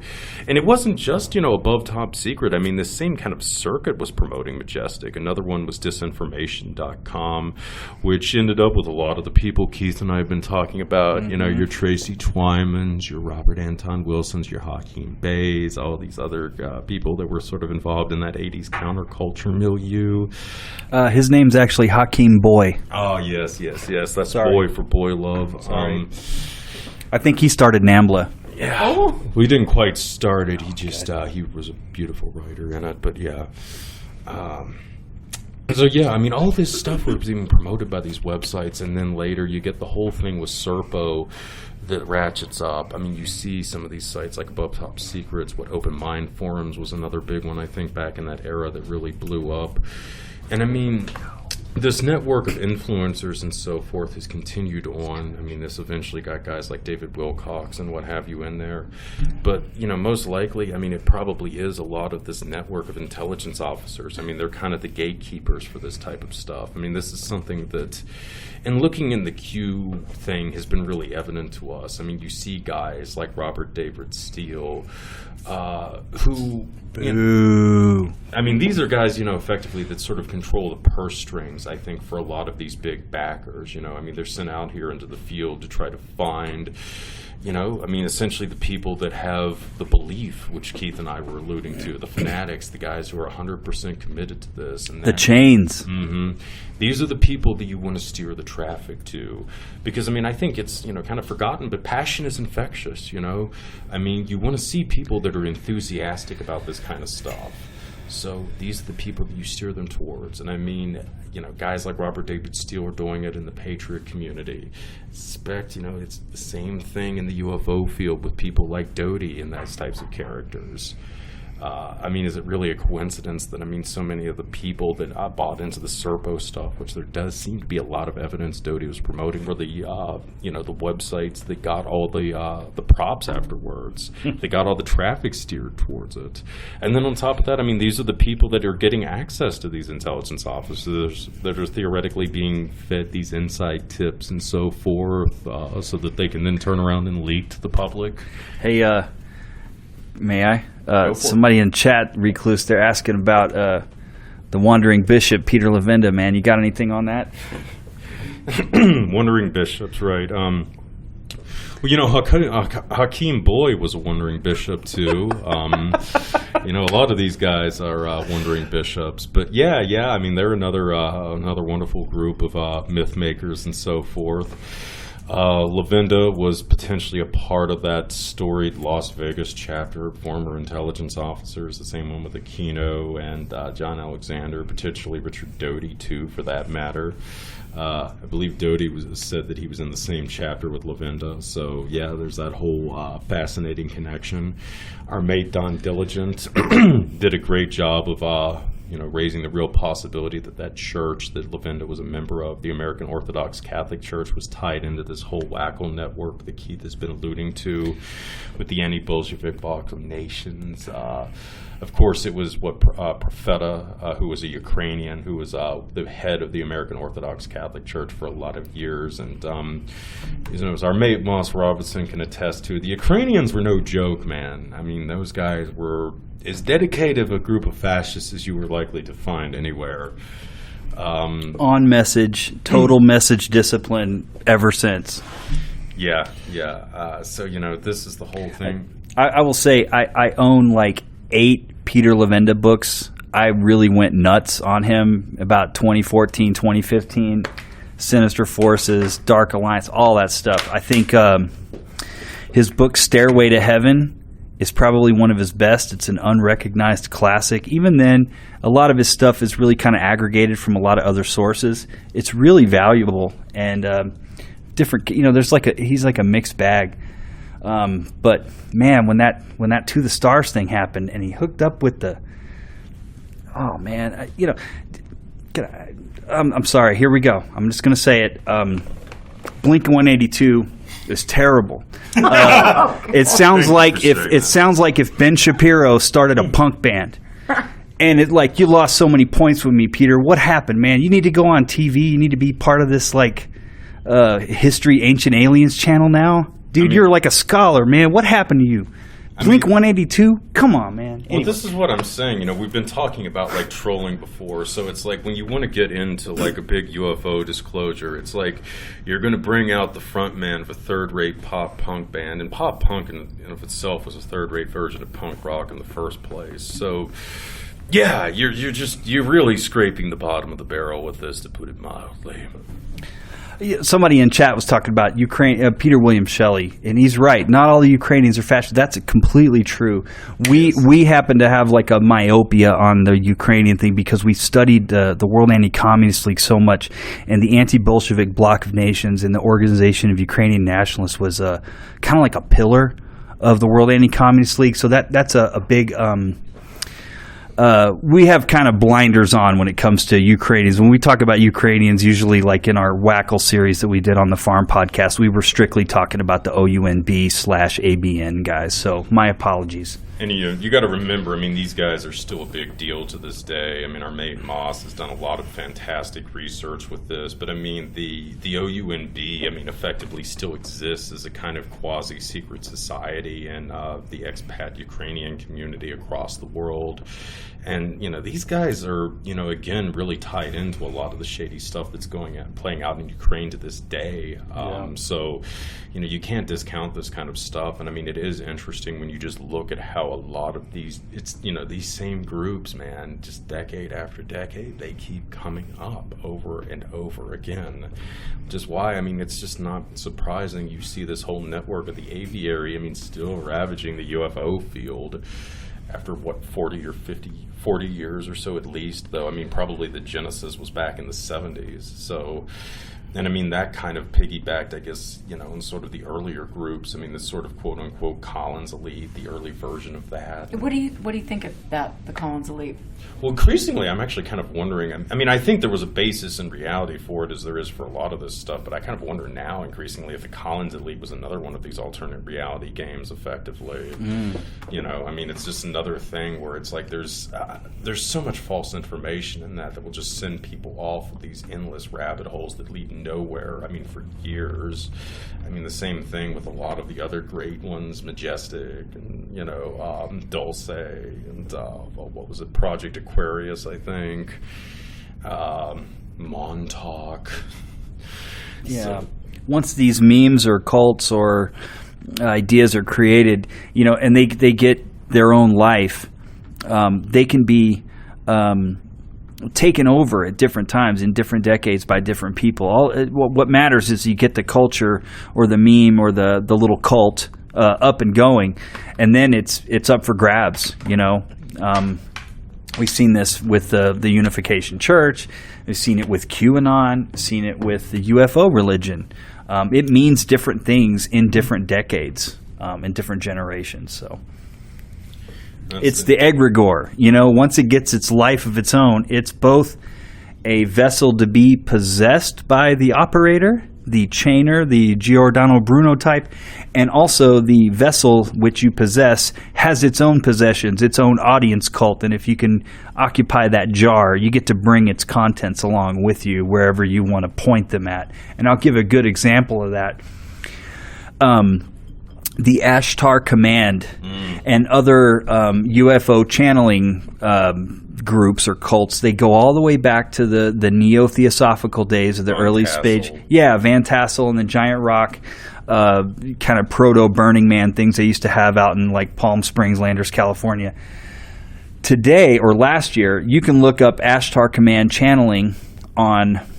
This was 2020 as the last time I did this, but you could look it up on YouTube, and they'd have like a guest channel, and somebody would be channeling the Ashtar Command, space aliens, space brothers from the planet, or from the Pleiades or whatever.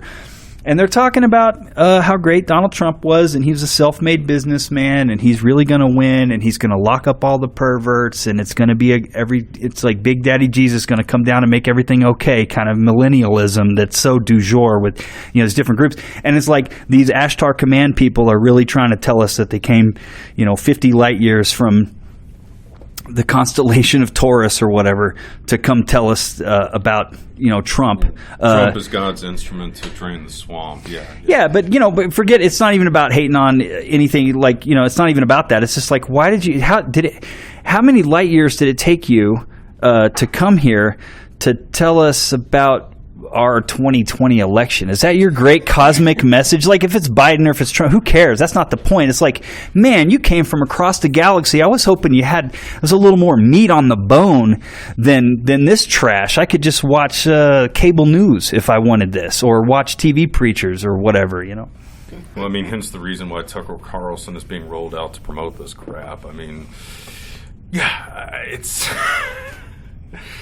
it's very fascinating, I suppose, from a sociological perspective, if you can kind of detach yourself from it. Well, my point was, like, the Ashtar Command, when, was it George Van Tassel or George Hunt Williamson was the first guy to, I think it was Van Tassel, right? He, Trump was in grade school. None of this, kind of du jour political stuff that Ashtar Command really needed us to know about from their fleet surrounding the Earth last year. None of those du jour political considerations existed in the early 50s when Van Tassel was under the big giant rock out there in the California desert channeling the, what were they, Venusians? Yes, I believe the Venusians, but the meme got going, and people competed over and said, no, that's not the real Ashtar Command. I'm the real Ashtar Command. That other guy's a false prophet, But the meme gets going, and then it's like a mic that can be picked up and seized by different people over the generations, apparently, over generations. Like, Ashtar's going to be with us forever, and I'm sorry, guys, so is Q. Yeah. I mean, it's kind of interesting. I mean, a good, I think, kind of fictional example of this would be American Gods. I haven't seen beyond the first season, but I mean, I've read the book, obviously, but I mean, with the first season, you can really kind of see this, how, some of the gods have tried to rebrand themselves. I mean, it's, for like arms and this type of thing. And that's kind of like the same thing with what Keith is getting at with these, these memes, these Gregors that have been created within the UFO field and the alternative community and what have you. I mean, they just continue to exist, and they can be rebranded for whatever is expedient or whatever issue is timely. Even though it's absurd. I mean, yes, why is it that you have to fly across the known universe to tell us about the 2020 election or to weigh in on the Jewish question or something to this effect? I mean, you would think that certainly you could think of something more profound to waste these kind of resources. Yeah, like, what really is dark matter? Could you tell us that? That would be cool. What is the meaning of life and all this other stuff? I would definitely agree with you. I mean, and this has been such a fascinating conversation. Thank you for, I have hardly said a word, and I love it. Sorry about that. No. It's great. You gave me a break, and I love it. I mean, I could just sit here and watch you two and listen to you two, and it's too bad that you don't live here, but we'll have to do this, on YouTube. I mean, when I get the video show up and going, we'll do that, and I want to have you guys back because you both have so much knowledge, and you've done so much research, and this, to me, as I've evolved on my whole process with this, it's been so much fun to learn what you are looking into. It's important. It's fascinating. It's critical for each and every one of us who care about the subject, because that's why I'm here. I care about the subject. I care about the people that are in my chat room. I care about the people all over the world that listen to my show and that want and deserve the freaking truth, and we are not getting it. And so thank you for digging into that. And Keith and Stephen, we're going to have a good time tomorrow, aren't we? Oh yeah, baby. Y'all talking about going to Skinwalker Ranch. Y'all crazy. I'll just tell you right now. Well, it wouldn't be my first choice, but I've got my little helmet, my little bodysuit on, and so that'll be good. Nothing can penetrate my skull or whatever. But anyway, it'll be a good photo op, as I know that they like to. They're very proud of their photo ops. I'm sure the neighbors love them, but they might be on the payroll. I don't know. Just kidding. I didn't say that. I did not say that. Okay, we'll edit that, actually. But yeah, absolutely. And so, yeah, that's great. And we will actually, we've got people, Michael actually wants us to come and kind of keep the chat going tonight. So after we end the show, which is going to be right about now, then we will be getting in there, chatting with all of you if you want to keep it going. Thanks so much for the great support. And this has been a really, really fun night to have you here. And excuse my little interruption at the beginning of the show. Again, edit. That will be a beautiful thing. So talk about your music. Yeah. At podcasts, at the end of them, they always do the pluggy thing, right? So I got some stuff to plug. Your listeners can go to oldbisbeerecords.com or keithallendennis.bandcamp.com. And I'm actually a songwriter. I just put out my third record earlier this year. It's called Liminal.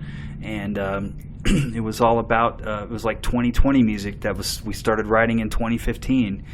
And it turned out to be prophetic. By the time we went into the studio in 2020, there's just like 7 songs on there. It's all over the place. There's rock, there's rap, there's country, there's really deep theodicy type psychedelic folk music and metamorphosis and time travel. I mean, if you probably have a bunch of weirdos that listen to your show, they could probably appreciate it because I'm a beardo myself. So if anybody wants to hear any of that music, they can check it out. I brought you one because, just as a present for letting us on your show. But I know Recluse probably want to plug something. Oh, yeah.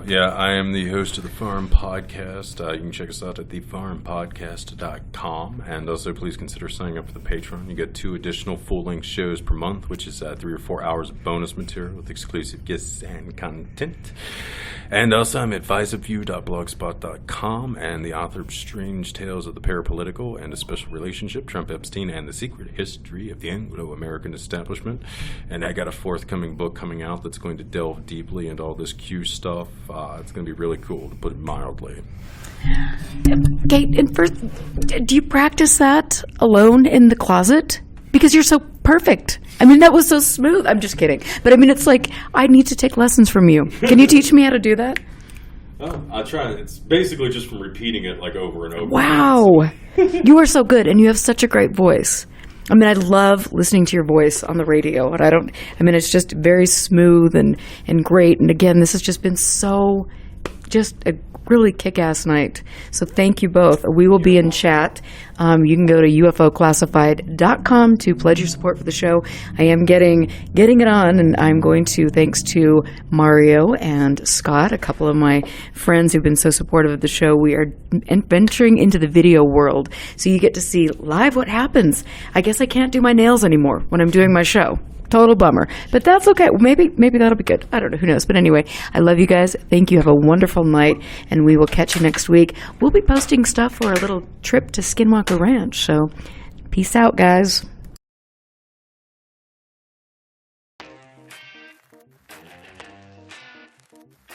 So my skeptical mind, and that's just who I am. My skeptical mind goes to, well, yeah, of course, you've got this guy over here that's logical and reasonable, and you got this guy over here that's wearing a tinfoil hat. Of course the tinfoil hat guy's going to see a lot of stuff, right?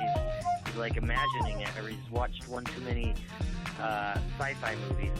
But it can be used to help us frame hypotheses for UFO propulsion, power, stealth, weaponry.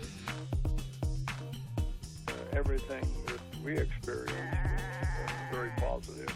Sometimes the field of ufology has a short memory span. We didn't know anything about the $22 million back then.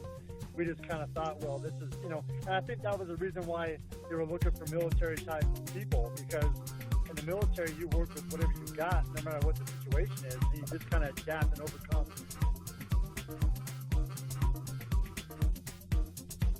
What are you going to do with all this?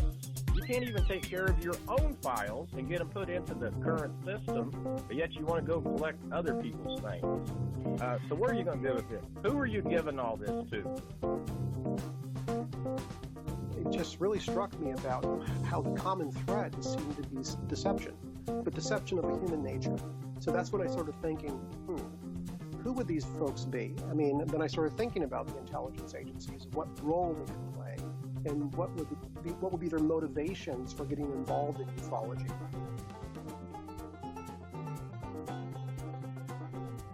I'm not saying that because the gimbal is not a rotating flying saucer, that means that all the UFOs are false. Not at all. All I'm doing is I'm looking at this one case, these individual cases, and seeing if there's an explanation for those.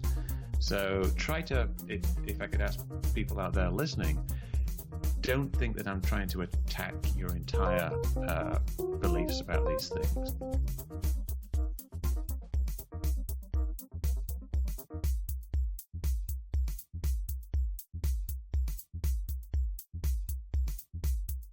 Nice to be in orbit.